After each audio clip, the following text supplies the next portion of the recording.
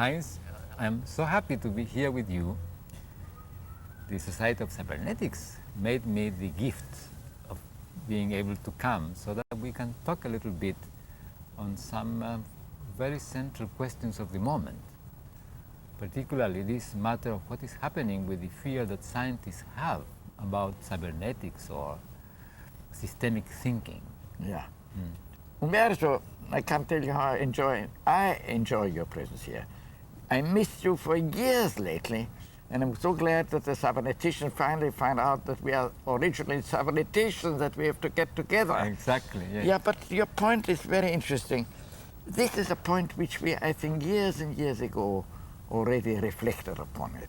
This is when scientists or science begins to reflect about its own activity. Usually scientists talk about their specialty, the oculist talks about eyes, the pedalist about legs, the ornithologist about birds, etc., etc. But rarely they talk about what are we doing at all. And perhaps you remember when you were visiting us 30 years ago at the Biological Computer, late in the 60s, there was a first wave of scientists suddenly addressing the problem of science. Oh yes, I remember very well. Articles appeared in Science where scientists wrote about science. Nature was full of articles. Every year had about 5 or 10 articles, and I suspect the cause for this sudden rise of scientists writing about science was the Vietnam War. The question was, should we use our intelligence, our weaponry, our science to use it for destructive purposes? Then for several voices came about and said, just watch, ladies and gentlemen, what we are doing. But then the whole thing subsided with the stop of the war, the silent war, the underground war. But now, suddenly an interest arose in scientists to think about what are we doing, because in the last 2 or 3 years, books, articles, papers appeared which suddenly question the notion of scientific activity. And for instance, there's a book which is on its back cover. It says, the world in which we are living is not external, it's not independent from us. It is we who construct and reconstruct and rebuild and recreate a world in which we then live. Another book has a title, Truth is the Invention of a Liar. Can you imagine how unpleasant that is for a scientist who is working his whole life for truth?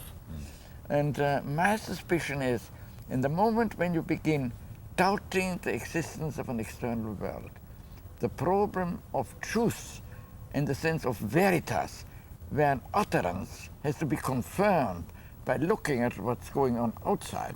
That means if somebody says, sky is blue, should I trust him? Is it really blue?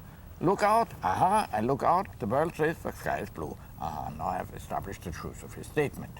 If the sky is blue is taken away by a doubter, by somebody that I'm not too sure that we can establish whether the sky is blue or not, then the whole problematic of the science is popping up. And my feeling is this is some of the causes why scientists begin to prick their ears and say, what are these bunch of people doing? Yeah. Yes, I think though that many scientists, precisely because what you say, that did not reflect on what they do not realize what is the source of that doubt about the blueness of the sky. Now, in present history, because these skeptics have existed for quite a long time. Of course, 2,000 years or so, at least. And they do not see that if you apply the very notions that we scientists use to the attempt to understand how we function so that we can know this external reality, we cannot show how we do it. And I think there are even other streamings. For instance, the problem of language. I just mentioned a couple of clubs who appeared in the last couple of years who are the culprits, as most of the science say, about this shaking of the foundation of science. The ones I call the postmodernist or the deconstructivist, for instance, who ask, is a interpretation of a sentence unique?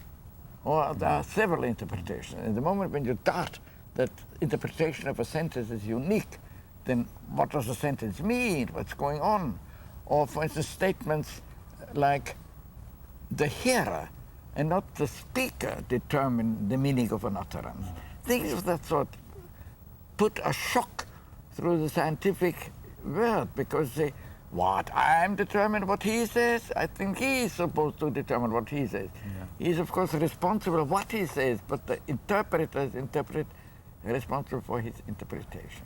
Things of that sort are basic problems that are not only appearing in science, they're appearing in practically all wakes of our lives.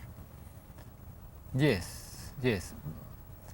I myself and we together, in some other moments, as you say, 30 years ago at least, when we began our reflections about the observer and the understanding of the observer as a living system, then we enter into this matter of perception, but we never question the validity of science as a manner of explaining. And this, I think, is the problem. You and I and cyberneticians, we are not questioning science as a manner of explaining. We are questioning, we are asking, how is it that we do what we do, for example, explaining? Yeah. And this is a different thing. So I think much of this criticism about science is not valid. You know, this is not the criticers of the science who are considering it. The scientists themselves consider being criticized. That is, I think, the amusing thing.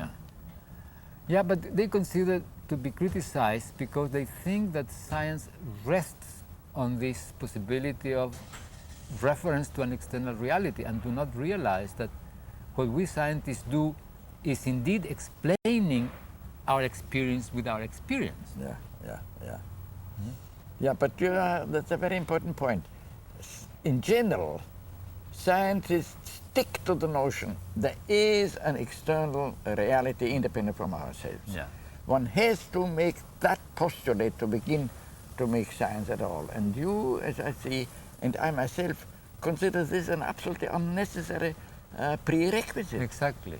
Completely unnecessary. But I tell you why for many scientists this is necessary.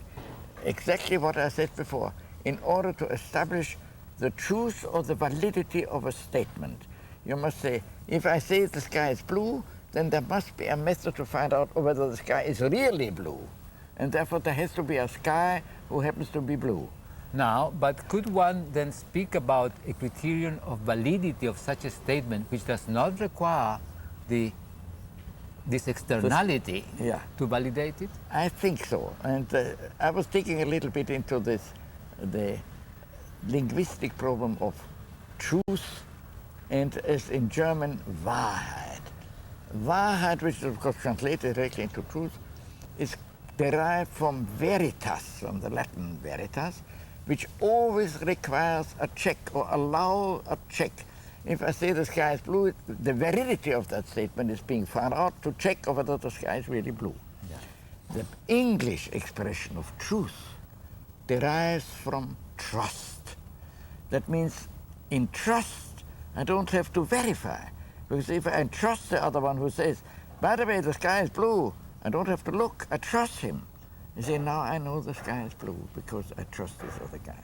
So the notion of trust and the notion of veritas are so fundamentally different in the relation of people to people, which I think it is absolutely worthwhile to point to this fundamental difference. Yeah. If I have to verify, then always what I say is doubtful. But if I have trust in the others, then it is not doubtful. I do not doubt what he says.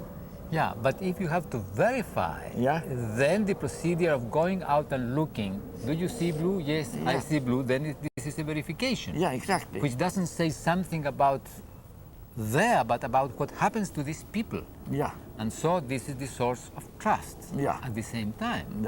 Correct, yeah. That means you trust him because he did his verification by looking out of the sky and said it's blue. Yeah. But this is not And as we do it, Yeah. we do not really require that it is, quote, really, in a Yeah. sense that is in its externality Yeah. blue, but it is blue in the sense of the procedure that we have to verify. Yeah, correct. But this twist, is not generally understood. You see, because when you really talk about verification, you always look at something external which has to be tested, and not the testing procedure itself is being proposed as one way of recognizing whether the sky is blue. But what we scientists do is to use a procedure. Correct, but they are not aware of that. You see, That's it. the feeling is that the procedure is establishing the truth. Yeah. So it is this lack of reflection of scientists Yeah. about what they do what creates Yeah. indeed this difficulty, Yeah. rather than what they do. Exactly, but this is a very broad feeling.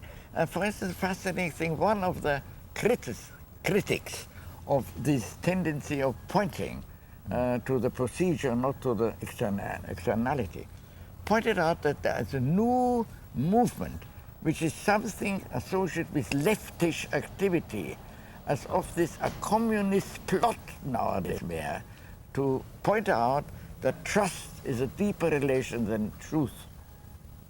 Well, but it's a different relation. Yeah, of course. Of course, yes, you know. Yeah, that's the point. Yeah, So trust has to do with what we can do together without doubting Yeah, a exactly. cooperation as a possibility and as an actuality. exactly. Yeah, While verification has to do with what operations shall we accept to accept the statement as being valid. yeah, yeah, yeah. Yeah.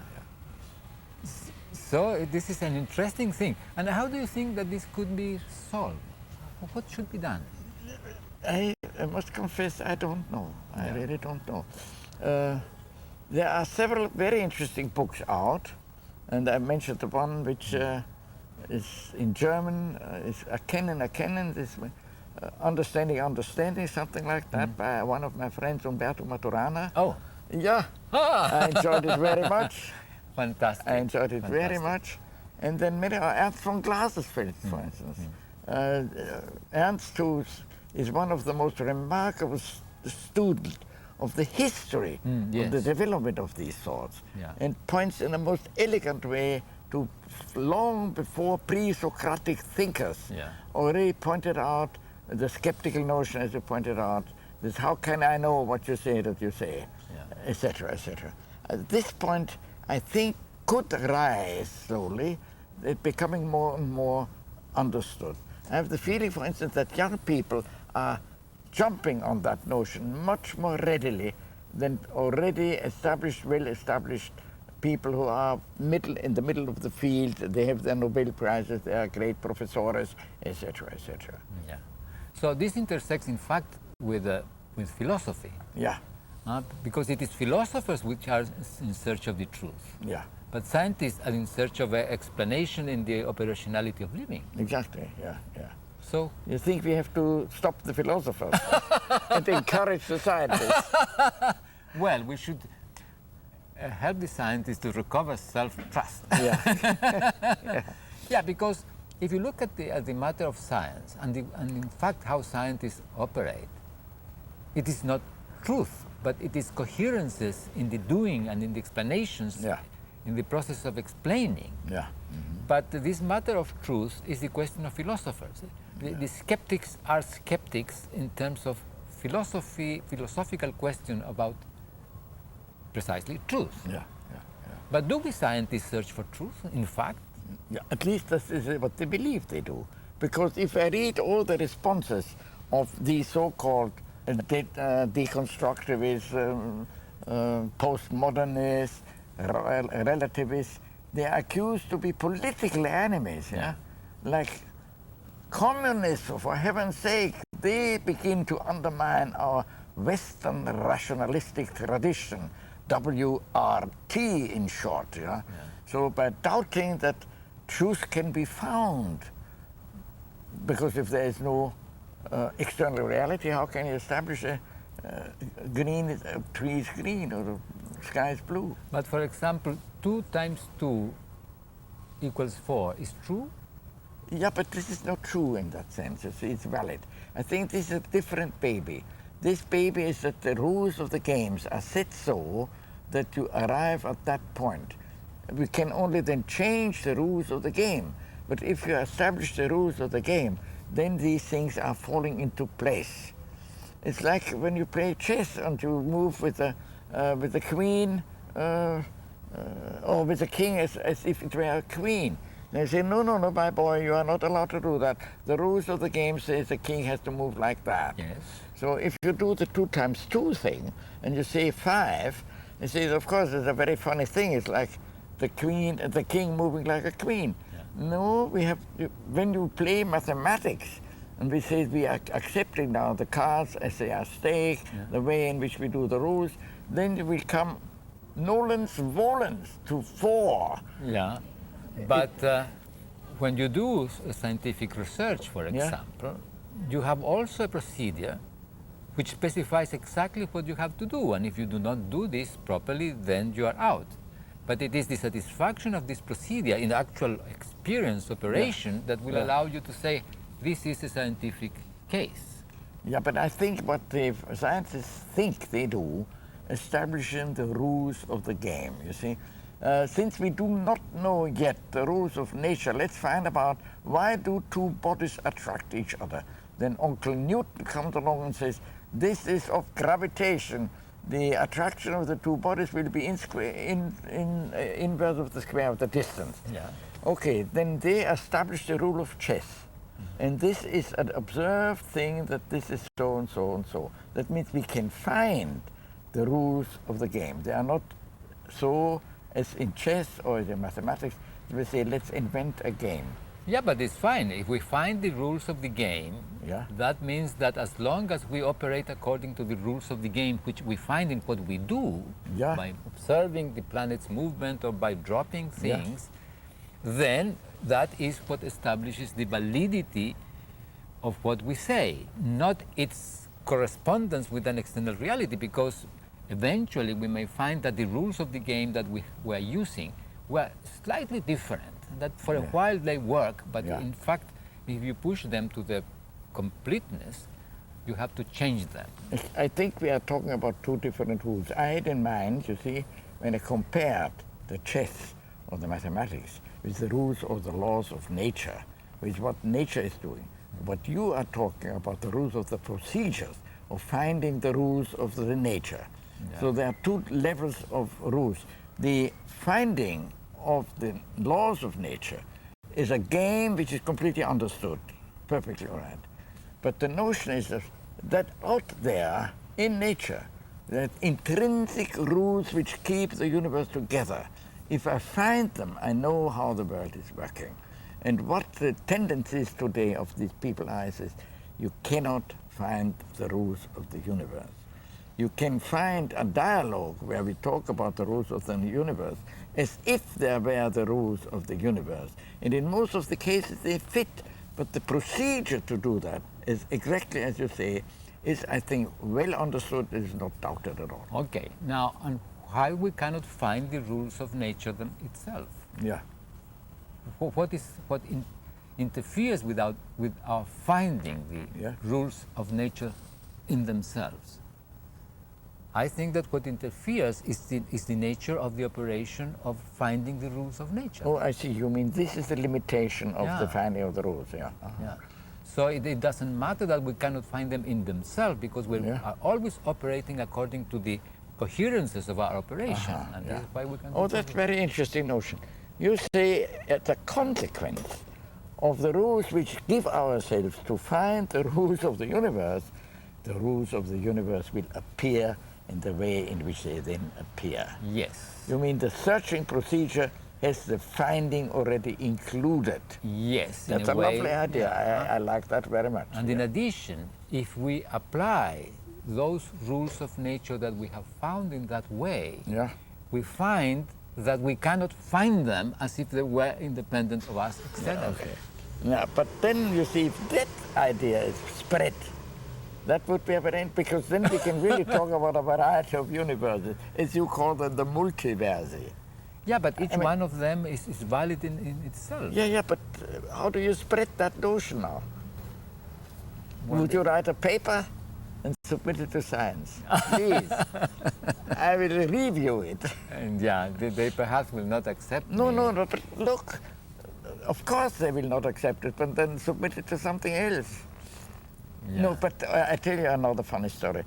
The whole shaking the foundation of science is, of course, undermined or was undermined by several other occasions. There was a gentleman by the name of Sokal. Mr. Sokal wrote a fascinating article entitled, I think, The Quantum Gravity of Hermeneutics or something similar. And he submitted to a postmodern journal called, I think, Text. It was reviewed by several professors of the deconstructivist school, the postmodernist, the linguistic school, was accepted and was published. When it was published, Mr. Sokal said, ladies and gentlemen, this is a hoax. I invented lots of ideas and notions, absolutely nothing to do with any scientific activity. It's a pure invention of mine.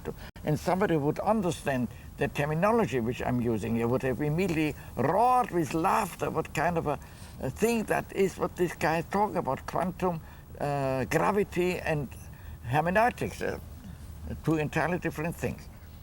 So everybody said, aha, you can cheat yourself into science in such a way that these people themselves don't know what they are doing.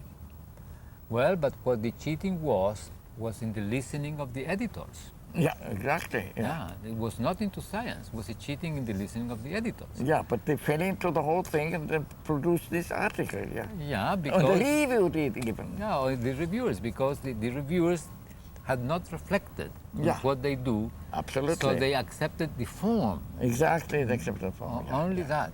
yeah. Well, but this is.